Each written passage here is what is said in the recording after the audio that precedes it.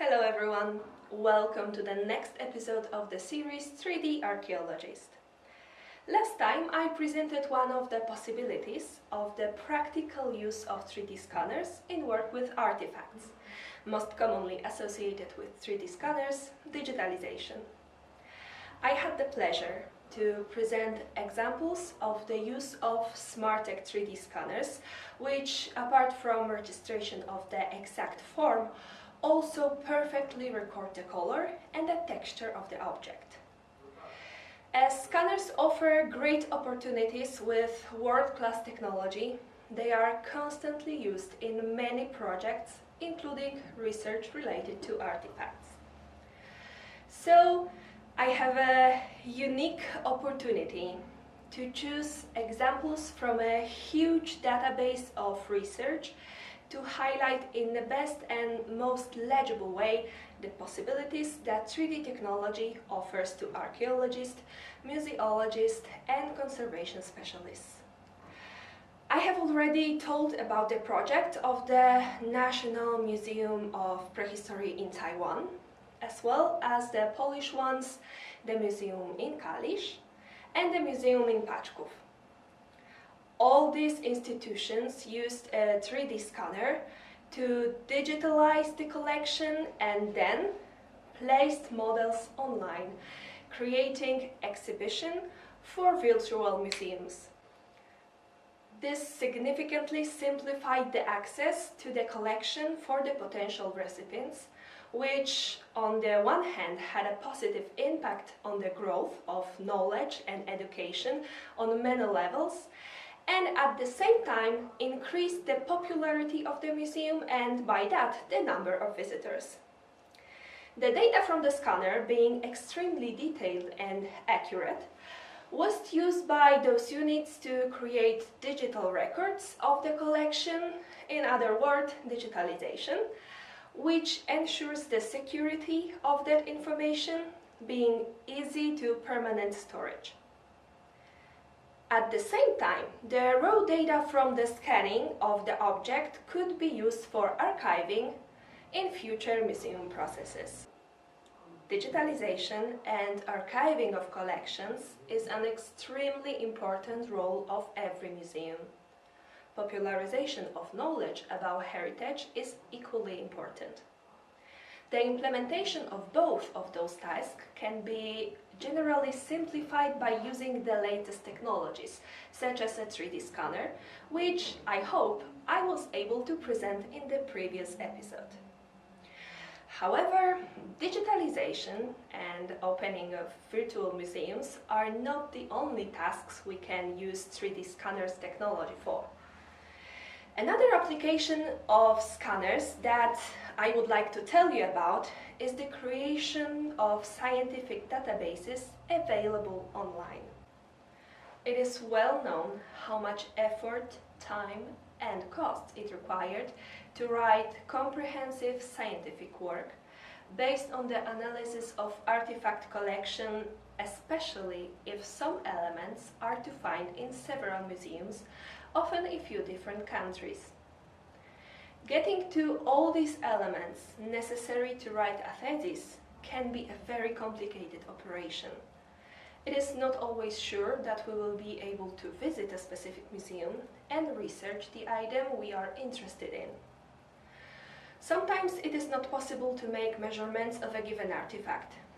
It is worth remembering that every manual measuring requires the object to be raised many times, which exposes it to damage. Taking pictures that will be good for later scientific analysis also requires some level of technical skills. Difficulties can build up in this type of work, especially when we are dealing with very delicate material of historical value. Fortunately, technological development allows for accomplishing projects that, in the future, can significantly minimize organizational inconveniences, leaving scientists much more time to research the chosen topic. With the use of 3D scanning technology, easily accessible online scientific databases are created, which provide researchers and all interested with detailed knowledge about the artifact, while being excellent protection for the collection. A perfect example is the Polish project of the Biobank Laboratory of the University of Łódź, the result of which is the creation of the Internet platform. The project received funding from a European Union grant and is the first such project in Poland, aimed at creating a wide database of human remains collected at the Department of Anthropology of the University of Łódź, enriched with DNA data from contemporary Polish inhabitants and ancient DNA from skeletal research. All human remains from the project come from the same area of Brześć Kujawski, a microregion which has continuously inhabited from the Neolithic period, around 4500 BC, until the 19th century. Thanks to that, research on the remains in this area can provide many answers to questions considering not only the continuity of settlements itself or cultural changes, but also, for example, how the appearance of men changed at the turn of the centuries. The Department of Anthropology at the University of Łódź has a huge collection of remains of almost 2.4 thousand individuals, representing the inhabitants of Brześć Kujawski. So far, the project has covered 200 skeletons from this collection, which have been scanned using the SmartTech 3D scanner, which is dedicated to working with historic materials. Models made with the scans were placed on the open access online platform, the address of which is now visible on the screen. Documentation with the structured light scanners is characterized by incredible accuracy, which can reach up to 0.015 millimeters, registering even 2,400 points per millimeter square. It allows the use of model for a precise morphological analysis of the surface of the documented object, in this case human skulls. With such possibilities of image enlargement, all the edges of fractures, commissures or marks from the diseases are visible. As each measurement point is positioned in the coordinate system, the achieved model is fully metrical. Not only does it maintain exact dimensions consonant with the actual dimensions of each plane, which can be freely scaled, but also allows to make a series of measurements without having to touch the original itself. The software, using a mesh of triangles from which the model is created, can provide dimensions, parameters, create virtual cross-sections, and even compare models with each other, showing differences with color code, with the color map of deviation. The use of such technology in the University of Łódź project, in addition to making the collection available to interested virtual visitors, is primarily aimed at creating an accurate database of the whole collection with very wide research applications. On the platform, in addition to the 3D models themselves, there is available information about various studies already made with the collection. For example, the analysis of the morphology of the skulls allowed to indicate changes in the structure of the human body through the centuries, which was supported by theses of environmental and social influences. Research shows that in the early Middle Ages, people were taller and healthier than those in the late Middle Ages. The reason for this could be social changes. Peasants were subject to greater burden in the later centuries due to self-dependence. The population density increased, and at the same time, the level of hygiene decreased. which leads to the development of diseases such as cholera and tuberculosis. At the end of the 17th century, there was a noticeable increase of the incidences of decay.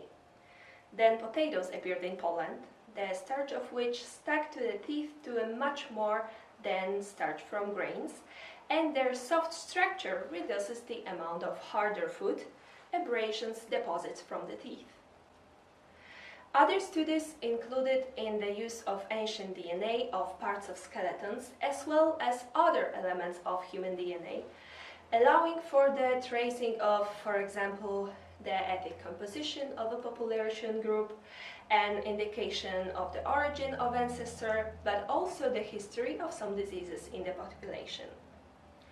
For example, it was discovered that during the formation of the first farming communities from 4500 BC, in the area of today's central Poland, groups of farmers and hunter-gatherers coexisted with each other. Both groups were significantly different genetically, but it can be observed that groups were mixed with each other, especially in the female line. A large part of the platform, which is available for free, is the DNA database from contemporary Polish inhabitants. Research on them allowed, for example, to determine that Polish people mixed between regions while remaining in a strong genetic relationship within the country. The Biobank project has now published 3D models of the remains of 200 individuals from the collections. However, if the platform will be popular among the researchers, the catalog will be expanded to include the remaining skeletons. The project of the University of Łódź is a prospective, progressive, fantastic introduction of human scientists to modern technological possibilities. The popularization of this type of solution can bring huge benefits for researchers, significantly reducing the time needed for a query and with that, the cost of research. Widely available databases of this type will enable easy access to collection of artifacts as well as popularize around the world the knowledge and the result of the research team's hard work. A 3D scanner is a great tool to introduce such solution, especially since the device and the software are really user-friendly and intuitive. In addition, apart from the documentation of the monument in its current form, the use of a 3D scanner gives the possibility of introducing changes and modifications to models, which I will talk about in the next episode. See you then!